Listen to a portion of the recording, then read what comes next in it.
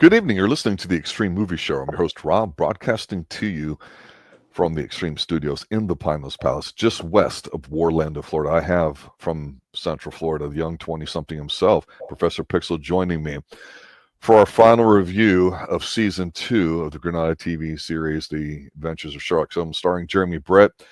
Tonight, Pixel, we are doing The Final Problem, a double episode, if you were. And this, of course, was intended to be Sir Arthur Conan Doyle's last story of Sherlock Holmes. So much so that, Holmes was supposed to be dead at the end. So it's one of the earliest literature stories of, well, we can't kill you off. You're too valuable. And we'll talk about that here at the end of it. But yeah, double episode, and my initial thoughts are, I know you usually take us through the beginnings of some of our shows and all that too. I will simply sit there and say, from the opening few seconds here, you can tell it's going to be a different episode. And this is probably legitimately, in my opinion, out of the first two seasons we've covered here so far, or really one long one, depending on how it's numbered and how you look at it, whether you're watching it overseas or here in the States. This is a phenomenal episode, top to bottom. I find very little flaws with it and everything, too. I think it's absolutely spectacular, too, to remind me just how good the show is and how wonderful it is. And when there's a good vibe that these guys catch, not just individual performances, it's on a whole nother level. And you get that. Thank you, Moriarty. I know you're a legitimate actor, dude. Don't know you in anything else there at all. But Jesus Christ, what a great episode. What's your initial take? As I sit here with the thunder rolling in the distance, I have had the pleasure of watching this episode twice now to prepare for today. I loved it. I loved it. This show has been a delight, and it's the final problem. I knew what was coming at the end of this, and I know what comes later, but it's still just such a... I don't know if you noticed, but when you get into the opening credits, for me, it felt like it was playing differently, right? It is. That's the first thing I was going to mention. The music is slightly off. It's slightly off. It's atonal. It's the same theme, but you're right. It's dark. Because this is a dark episode. And we get probably what we know you love in Opening Gambit. Absolutely. Give it to me. Danger is following Sherlock Holmes. He is in London, and he is being chased. His hat is thrown to the side, trampled on by horses, as a coach is trying to run him down. Then a gargoyle with a flag tries to go ahead and take him out. Two men chase him down all through these, and you know what? He manages to give them the slip, has a few dodges. Judo chop. And he locks him away before he runs off.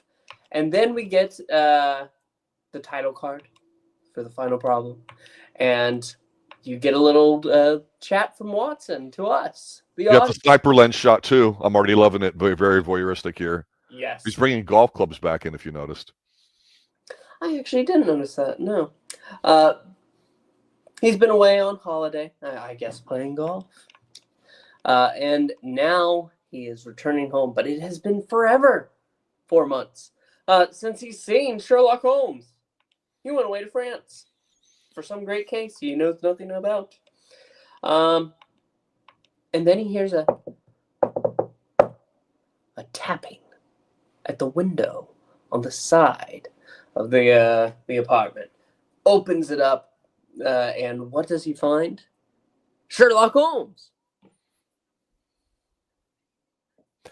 I like the setup here with how when he gets home and Miss Hudson comes in and they're talking, he's basically like, did you see him? And she's like, well, yeah, but he was here with another dude and he left and he'll be back. So you're like, okay, he's gone that long, doesn't let Watson know. And is there something more to it? We're already attuned to the fact that we have a little bit of a sinister type of ending. And we definitely had that at the end of our episode last week where we saw Moriarty just kind of looking like I'm going to kill you. And there's also a shot in here too that I noticed. I call it the sniper lens shot because it's got the crosshairs or whatever. And I've always liked that because it implies that somebody else is watching you and we don't know where it's coming from, so you don't know it. But while he's in the window, you see it kind of settling on it. You expect the bullet to come any time now, but it's certainly not the kind of show. But it's the first time we've seen Watson looking around, kind of eyeballing everybody, getting a little paranoid himself. But you see, the building in the background with him behind the blinds closing and all that too. So the person that's watching him knows which window to take a look at. So yes, Sherlock pops in and they start talking. And of course, this is where we get, I don't know what the term would be, where you get that backstory kind of fill-in or whatever too. So you get him lighting up a cigarette and telling him a tale that says, hey, this is why I had to go to Paris. And you know what? The Paris thing, I'm just going to sit there and say, I'm just going to say what it is, and I'll hand it over to you. I've been to the Louvre. I remember going back there. This is before 9/11, and getting all amped up, meeting a bunch of ladies outside in front with some of my friends, and everyone being so nice and sociable, at least as much as the French can be to Americans. I remember going, I have to see the Mona Lisa. It's the only thing, because you could spend days in the Louvre and still not see everything that happened to be open. There was special tours going on, and as you get closer and closer to it, going up the stairs and going around, the stairs are the best stairs in the world. They're wide. You don't trip on them. There are people sitting down everywhere drawing stuff because, of course, you have nothing but unemployment in France and no jobs available, so everybody's on the government largesse. So everybody's a wannabe drawer. And you go up around the corner, and all of a sudden it's like being at a theme park. It gets denser and denser, and you realize there's this huge long wait, and then finally you're elbowing and jostling with everybody, and there's armed security everywhere, and if you make one mistake or sneeze, they're going to shoot you. You walk right up to it, and you go, oh my God, there's the Mona Lisa. And it hits you. And then about a few seconds later, you go, it's a little smaller than I thought. And it's probably a little fake, because the real one's probably underground guarded, right? And yet you're impressed and wowed by just the sheer history of what you have to do walking across the river, going into the big open area, going underground where you have to get into the Louvre, and as it goes up and everything too. It's phenomenal. The reason why I'm mentioning all this is because, yeah, we had an opening gambit where we go, hey, shit's hitting the fan there. We've got Sherlock basically trying to get assassinated. But what was he off doing this whole time here? It's because Moriarty's involved in a plan to steal the Mona Lisa. I fucking love it. That's ballsy. That's great shit. Awesome setup here. Oh, it's so interesting. What I love is every episode we have that scene where somebody is coming and bringing a case to Sherlock. This time, Sherlock is bringing the case and retelling it to Watson. It's the perfect balance of what we've had through the entire series. Yes, the theft of the Mona Lisa and Moriarty's great plan. He doesn't really care about having the real Mona Lisa. That's not it. If it's gone, he can sell fakes. Yes. And pass them off as the real thing. That is fantastic. I love it. It's great. And second level thinking. The scene of him selling it is wonderful. But at that point, it's already been found by Sherlock. The deal, as it were. The scene here where, he's meeting with the police, and they're talking about, they actually seem fairly competent. They don't seem like bumbling idiots or whatever. And I thought that was interesting. But the outdoor scene where you hear, I don't know where they're supposed to be, so I'm not going to automatically assume that's Notre Dame, which is on the east side, whereas, north to northwest is where the Louvre is. So I think it's probably just another church, but they're outside in this garden, and this guy's walking around, and he's got the portrait, and this is when, of course, they blow the whistle and everybody gets on him and they get it. When I was in Paris, I just remember it being dumpy on the outskirts because it's surrounded by ghettos basically, but Paris proper itself is fairly nice. At least it was back then, a generation ago. Now I won't even get into where it's become, but you would always have these open air markets with fruits and vegetables and things coming in from early in the morning out in the countryside. So it's just, even though this is just a set piece in Manchester, wherever they filmed it, unless they actually filmed it somewhere over there, because they did go to and film it overseas, I think on location in Switzerland, which we'll talk about here shortly. I thought it was great. And yeah, Moriarty, just his gaze and look, his piercing eyes, just, this guy is one of the best bad guys I've ever seen that's believable. I joke about liking the Moonraker guy, even though he's a schlub, and how goofy that James Bond movie is. But in terms of being just completely sinister, man, this guy just crushes it. You're right. He sells that guy on the painting in the middle of it. He gets word that it's been captured, and he basically sends the guy off or whatever. He is pissed. He's not fucking around. And he is just... He's every bad guy in every Dickens novel or anything else there you can think in terms of British evil bad guy. He's got the black suit, the black ascot going. He is incredibly unhappy and extremely sharp looking. Not mean spirited, but just like, you're in trouble when you see him. Like, I would not want to get that look if that was my dad. His face is just, he looks like the living embodiment of Ebenezer Scrooge. He does. Actually, you know what? That's really good. People recognize that intense kind of look. Yeah, he puts the lines through it too in the Mona Lisa, where it X's it out, so that's kind of the thing to it or whatever. And of course, you see like some Monet stuff in the background and other things as they give whatever the award is to Sherlock as he's coming home too. So we understand why that Moriarty is taking it to a higher level. But then we see from earlier in the morning when Moriarty actually shows up to basically tell Sherlock, fuck you. This is a really good scene here too. Normally, if you're the evil guy, you don't approach the guy. We saw it in Michael Mann's Heat from the mid-90s, which a lot of people think was a great scene. It was already done here in this TV series here. What did you think of this scene? Well, when we go ahead and we get that, I have it on right now. Just when the door opens and you go ahead and you get you get Moriarty just staring at Sherlock.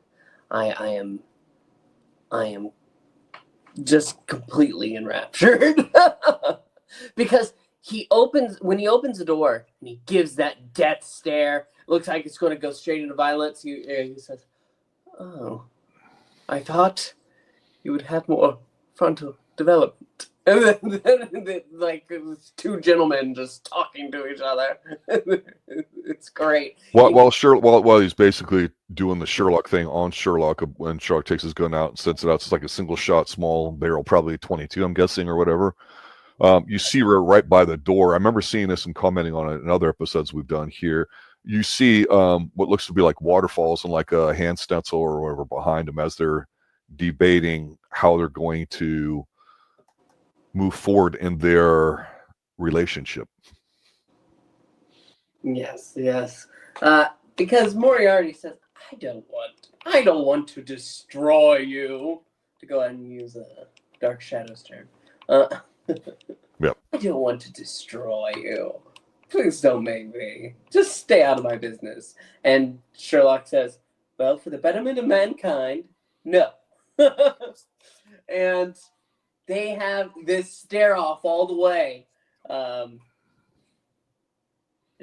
There's the great bit at the end too, where like I don't get lost, but in saying it, I will get lost.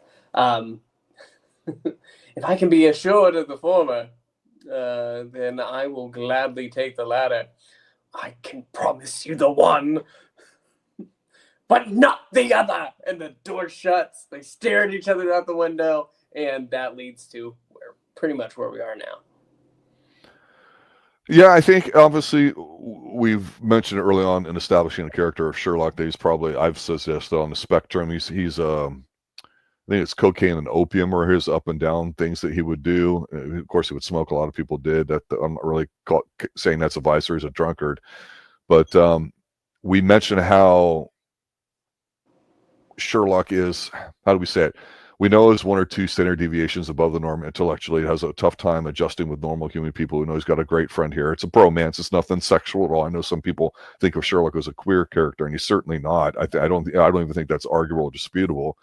And here you see a situation where it's like the flip side. You've seen already with his brother Mycroft, who's a lot smarter technically, but just has a different type of personality. How even though Sherlock's very, very smart, he's still not the smartest one out there. It's that old adage of, someone's always bigger, faster, stronger, smarter than you and better, and it's just you're going to come across them. And here we have somebody that only had a cursory look at in the last episode, but we definitely believe just how, based off the strength of this guy's performance and his scowl, that he is just nobody to be trifled with. And I think Sherlock's actually excited in a positive way here because he's like, finally, my life, which is meaningless unless I'm stimulated by a very interesting crime, he's now got this opportunity to kind of like live. And I say that because Sherlock's lamented the fact that, hey, we've had a lot of generic crimes, people marrying for money or stealing for money or just basic human vices, which to him is not all that excitable.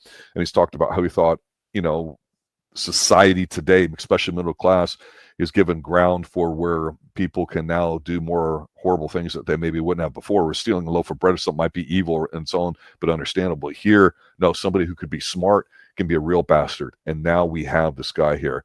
So the whole thing about the setup is they're constructing a plan basically to leave London, as it were, too. So I thought this was pretty interesting, the whole get up, because you really can tell that, hey, as they get through the night during the storytelling and all that, you've got a bunch of switcheroos. Sherlock's already got a plan in. He's telling Watson, hey, you're going to drive here, but you're really going to go here. And so there's all these fake outs and all the stuff that, again, I mentioned how before Sherlock tried introducing common ideas at the time, like fingerprints or detective type work that was relatively new.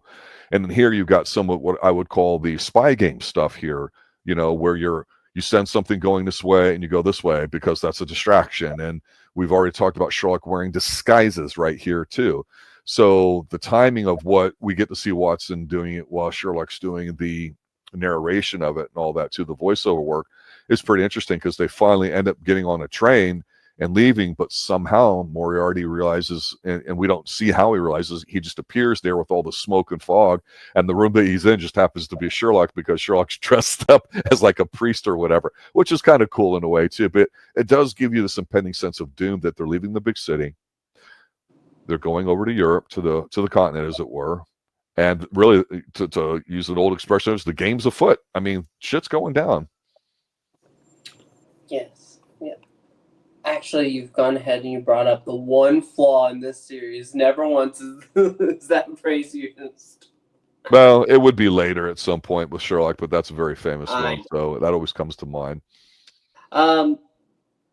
Yeah, no. When we get to the train station and you get Watson worried, and then you go ahead and you cut to the obviously fake nose and the priestly attire that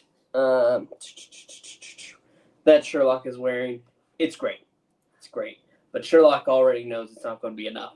They're going to go ahead and they're going to follow in what do they call it? A special engine, something like that?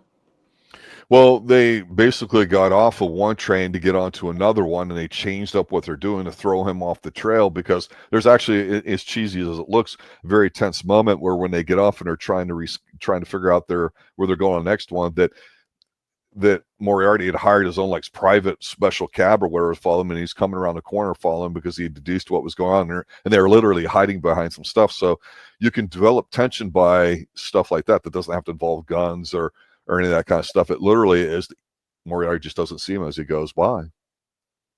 That's kind of cool. I mean, I'm enjoying it. It's a spyish kind of episode. Yeah, I love it too, because you go ahead and you see that horrifying face. Sorry, Moriarty. That horrifying face just peeking over and it's passing through. And then you feel like there's this wonderful aerial shot over the mountains, and you get Watson saying, "For the next 2 days we've traveled, and this is the Swiss Alps we're going to." Yes, airy. It's beautiful. If you've ever been on Soarin', that's what this shot feels like. Well, no, but I mean, think about the '80s. This is, I hesitate to say stock footage, but it's absolutely beautiful. And the only time you've probably seen Switzerland is, I think, was Goldfinger shot in the Swiss Alps. I can't recall. When he meets the woman that's that's the daughter or the sister, or like that, that's trying to shoot at James Bond, and he picks her up in the car and all that. I believe that's the Swiss Alps too. Switzerland, gold, supposedly neutral, used to be all the time. But yeah, you get a lot of shots establishing, hey, we're not in London anymore. And they're traveling, and they finally go ahead and they get word. Moriarty's gang has been captured.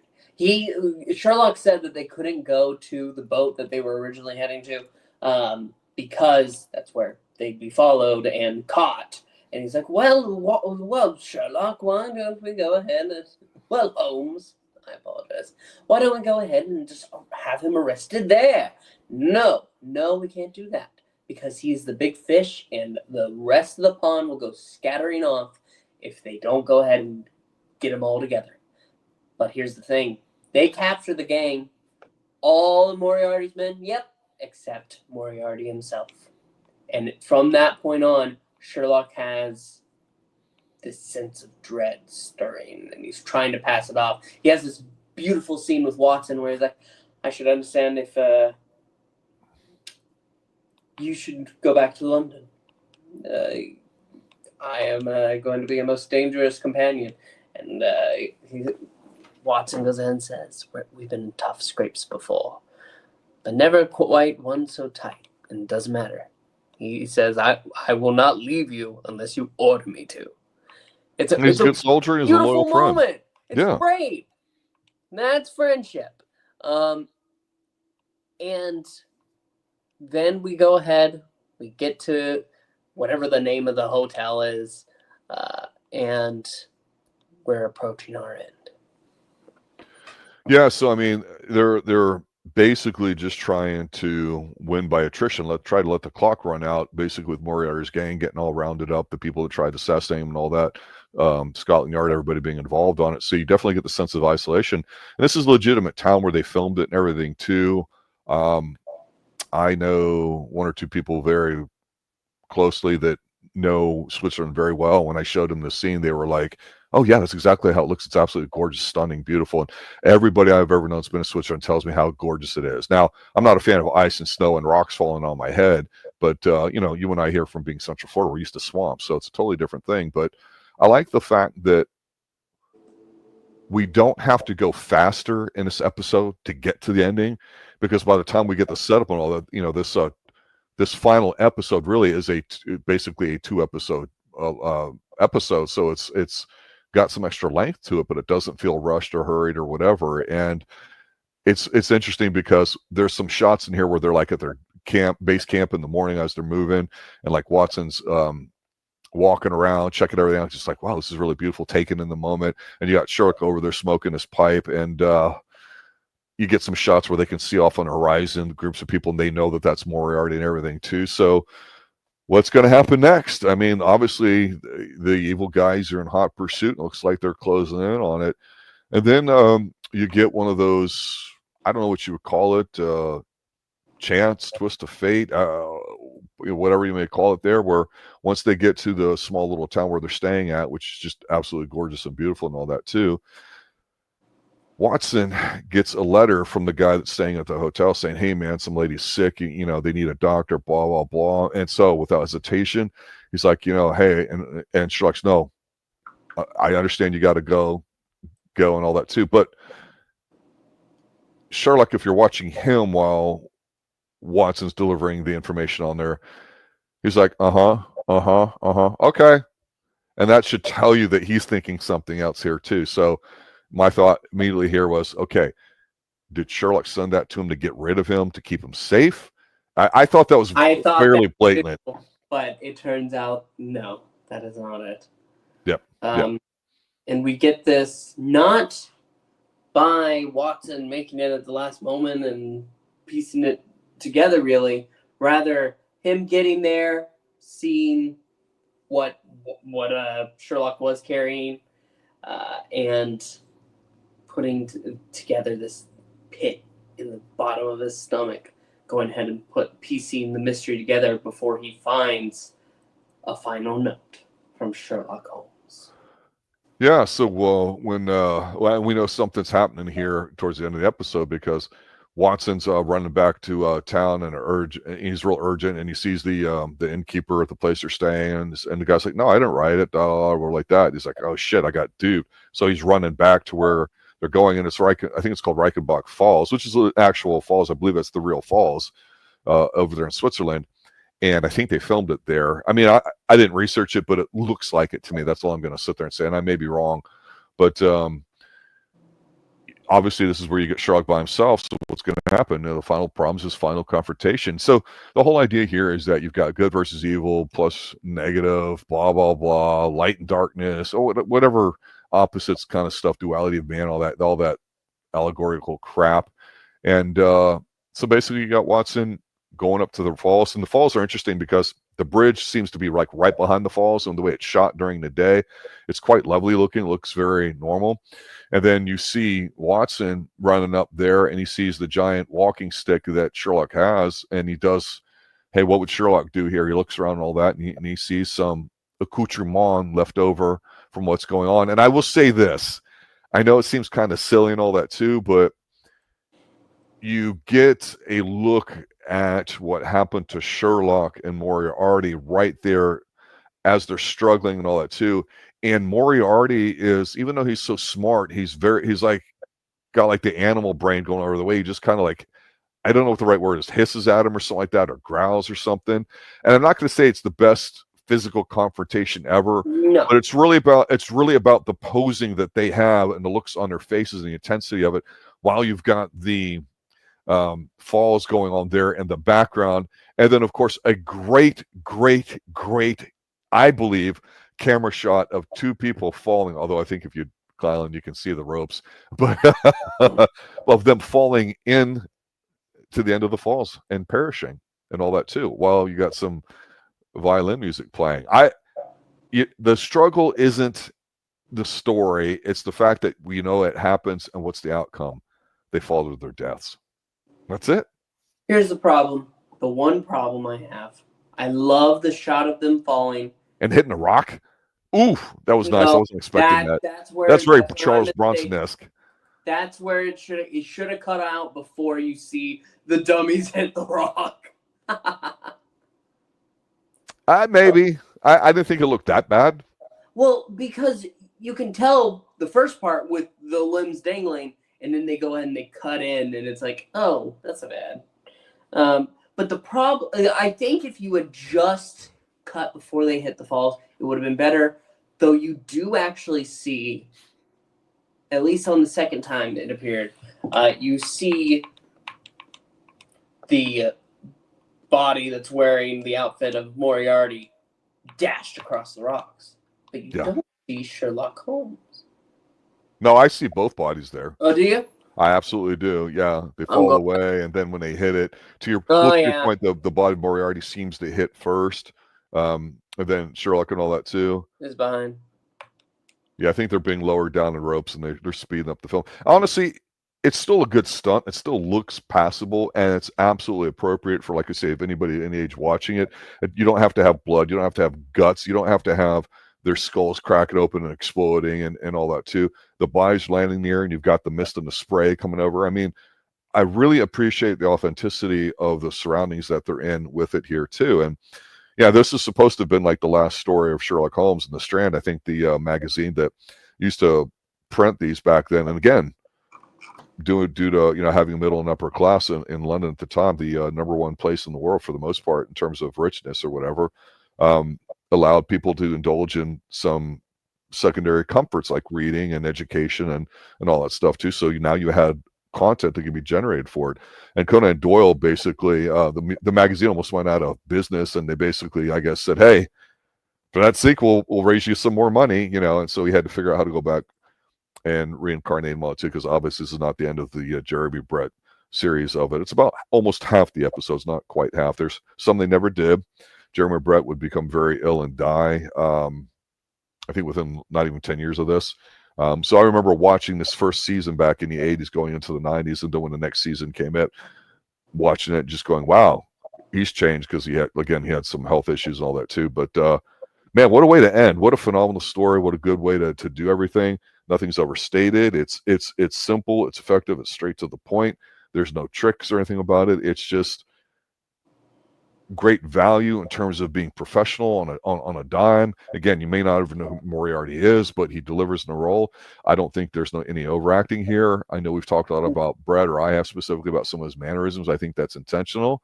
But man, great episode, great way to end. Yeah, absolutely. Absolutely. I can only imagine going ahead and being a fan of this show live, and then you go ahead and you watch that.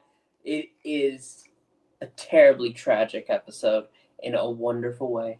And this series has been a delight. Like I started this video saying, or the stream saying, this entire series has been a delight. I'm so glad that we did this, and then we pushed through to reach this moment.